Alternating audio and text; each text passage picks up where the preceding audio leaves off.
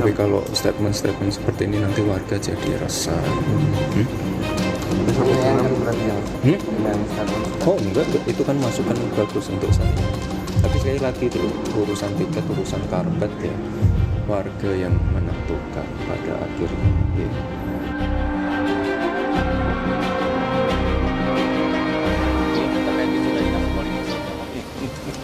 Ya itu kan masyarakat yang menilai,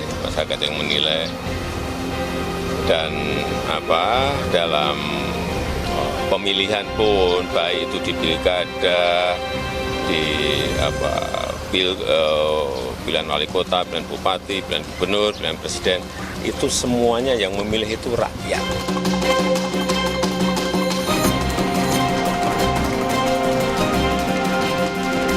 Dalam alam demokrasi seperti saat ini, rakyatlah yang akan menentukan siapa calon pemimpin yang akan dipilihnya kelak sebagai presiden dan wakil presiden.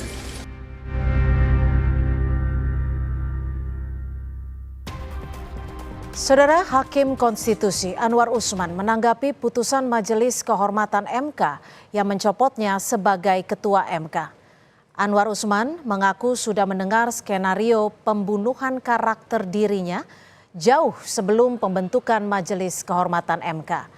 Dalam pernyataannya ini, Anwar Usman menegaskan tidak terganggu dengan pencopotan dirinya sebagai Ketua MK.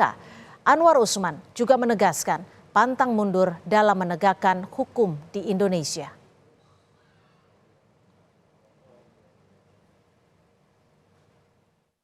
Saya sudah mendengar ada skenario yang berupaya untuk membunuh karakter saya. Tetapi saya tetap berbaik sangka, berhusnudzon. Saya berkeyakinan tidak ada selembar daun pun yang jatuh di muka bumi ini tanpa kehendaknya. Dan sebaik-baik skenario manusia tentu jauh lebih baik skenario Allah Subhanahu wa Ta'ala. Sejak awal saya sudah mengatakan bahwa jabatan itu adalah milik Allah Subhanahu wa Ta'ala, Tuhan yang Maha Kuasa. Sehingga pemberhentian saya sebagai Ketua Mahkamah Konstitusi tidak sedikit pun membebani diri saya. Saya tidak pernah berkecil hati dan pantang mundur dalam menegakkan hukum dan keadilan di negara tercinta. Menko Polhukam yang juga bakal calon wakil presiden Mahfud MD menyebut putusan Majelis Kehormatan Mahkamah Konstitusi di luar ekspektasinya. Mahfud mengaku tidak menyangka jika Majelis Kehormatan MK berani setegas itu dalam memberikan sanksi kepada Anwar Usman. Mahfud kemudian menjelaskan lazimnya dalam putusan Mahkamah Konstitusi memang tidak ada intervensi masyarakat terutama sipil. Lebih lanjut, Mahfud akan terus mengawasi prosesnya. Saya di luar ekspektasi saya sebenarnya bahwa MK bisa seberani itu. Dugaan saya paling teguran keras atau skor selama 6 bulan tidak memimpin sidang gitu. Tapi ternyata diberhentikan dan tidak boleh memimpin sidang selama pemilu. Itu kan bagus, berani. Karena kalau dipecat beneran itu bisa naik banding dia. Makanya udah bagus, itu Jimli menurut saya salut lah. Bagus. Wali Kota Solo sekaligus bakal cawapres Prabowo Subianto, Gibran Rakabuming Raka mengaku menghormati putusan Majelis Kehormatan MK. Ketika ditanya langkahnya maju sebagai bakal cawapres, Gibran hanya menjawab tinggal mengikutinya saja. Berhentikan dari jabatannya sebagai Pertama kali ya kita hormati aja keputusan yang ada di sana ya. tetap melaju mas. Hasil putusan itu kan ada cacat ininya mas. Tetap melaju mas. Saudara, pasca keluarnya putusan MK, gelombang desakan mundur untuk Anwar Usman bermunculan. Dan bagaimana gugatan baru yang tengah bergulir di MK bisa berpengaruh atau tidak pada proses pemilu yang telah berjalan.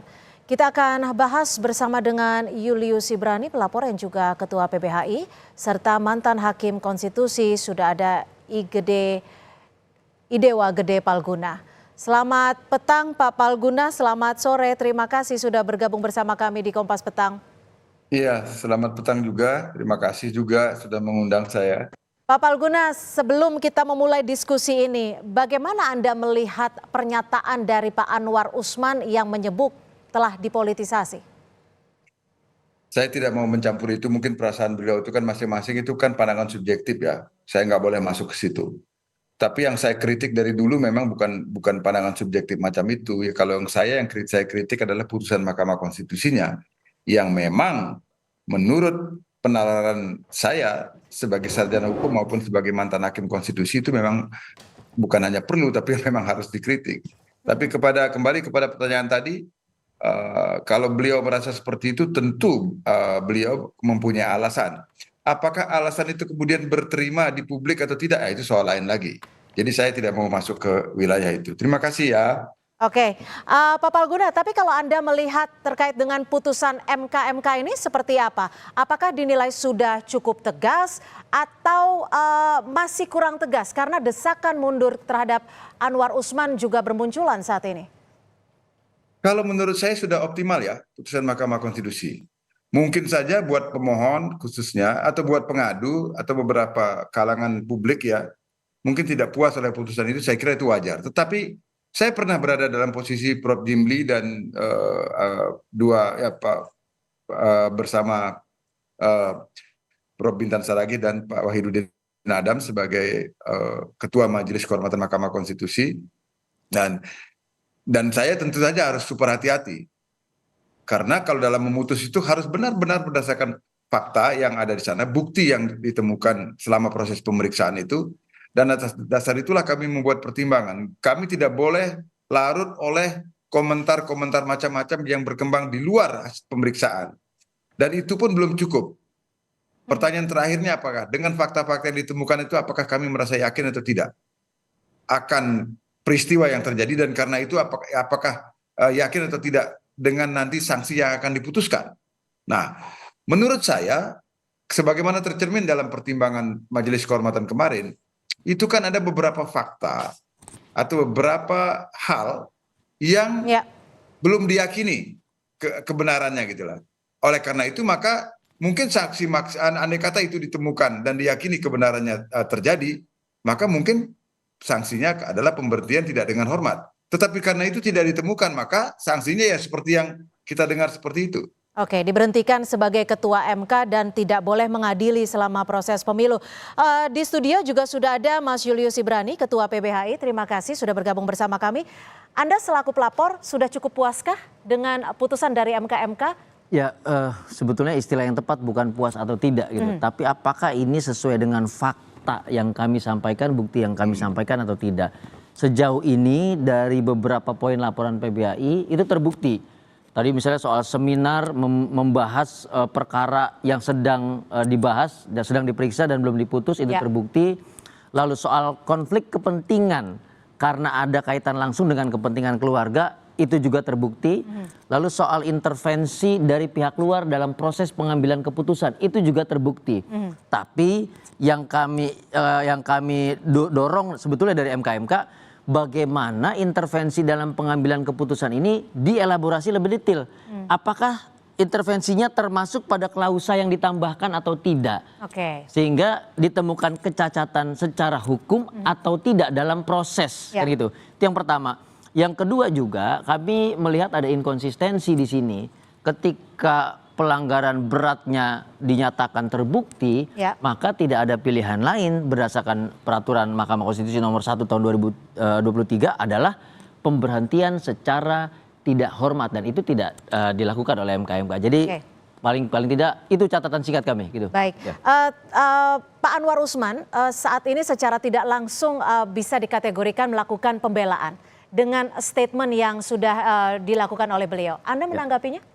Saya menanggapinya kalau dia mengatakan ada fitnah dan politisasi, maka yang dia lakukan adalah hal yang sama. Dia memfitnah MK dan mempolitisasi putusan MK.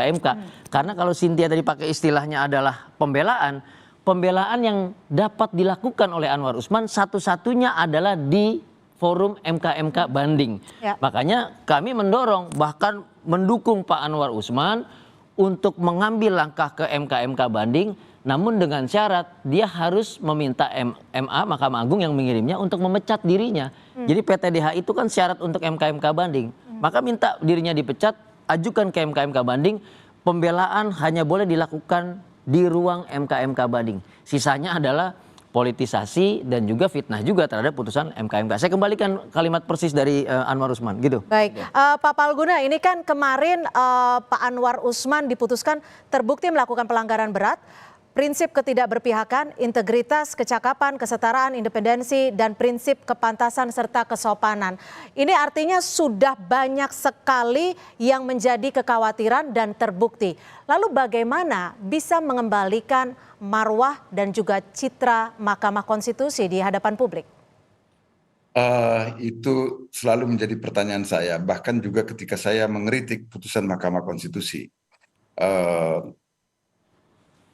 Gini, saya tidak mempunyai saya selalu harus mengatakan bahwa tidak ada panacea untuk itu ya, karena saya pernah masuk kembali ke Mahkamah Konstitusi ketika Mahkamah Konstitusi dalam keadaan yang masih terbawa oleh tragedi yang menimpanya ketika kasus ketuanya tertangkap tangan oleh KPK gitu kan.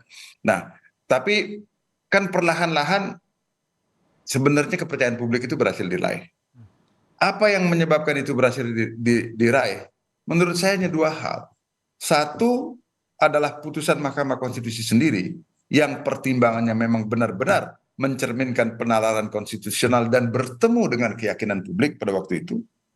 Dan yang kedua adalah, saya mau memberikan catatan, bertemu dengan keyakinan publik itu tidak selalu bahwa publik berarti setuju. Ya. Tapi dia bisa menerima argumentasi yang dikemukakan oleh hakim ketika menyampaikan pertimbangan hukumnya sebelum tiba pada amar putusan.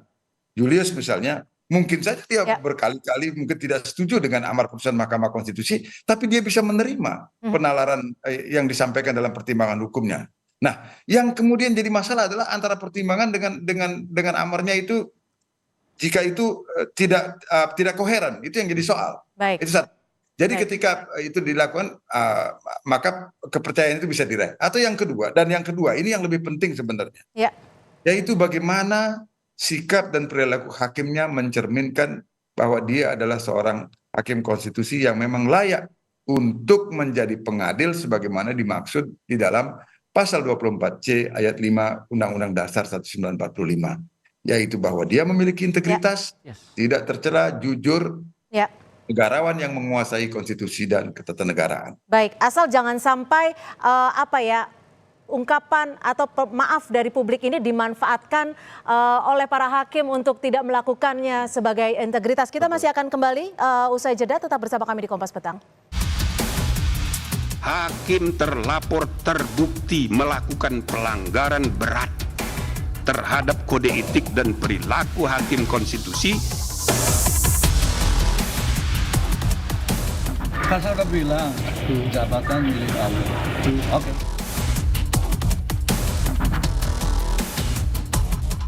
Kalau di kultur di mana ada shame culture, tidak usah saya terjemahkan shame culture ya. Semua orang akan mundur kalau keadaan seperti ini.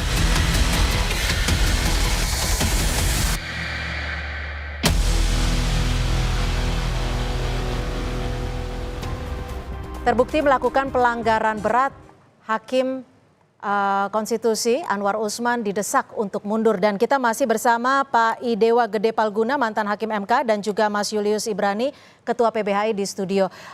Mas Julius, sekarang kan artinya Hakim MK ketuanya posisinya kosong. Menurut Anda sendiri, proses seperti apa yang paling ideal untuk mendapatkan sosok Hakim MK yang baru dengan kredibilitas yang baik, dengan kejujuran dan juga dengan sifat yang memiliki rasa keadilan yang luar biasa? Oke, jadi satu-satunya syarat untuk menjadi pejabat publik yang ada komponen negarawan itu hanya hakim konstitusi. Negarawan ini mempersyaratkan dia sadar hukum, patuh hukum, bahkan sadar moral, patuh moral di level publik. gitu. Nah, putusan MK kemarin menegaskan bahwa Anwar Usman tidak lagi memiliki moral, tidak lagi memiliki etika dalam tata negara kita. Yang artinya dia juga melanggar hukum, salah satunya tentang nepotisme, Undang-Undang nomor 28 tahun 99. Nah, di level itulah harusnya seorang Mahkamah Konstitusi, seorang hakim mundur gitu. Kalau dia tidak mundur, ini jadi presiden buruk. Ke depan kita akan punya banyak hakim yang modelnya seperti ini. Jadi ke depannya lagi-lagi saya katakan ini pasca putusan 9 hakim kena sanksi dinyatakan melakukan pelanggaran.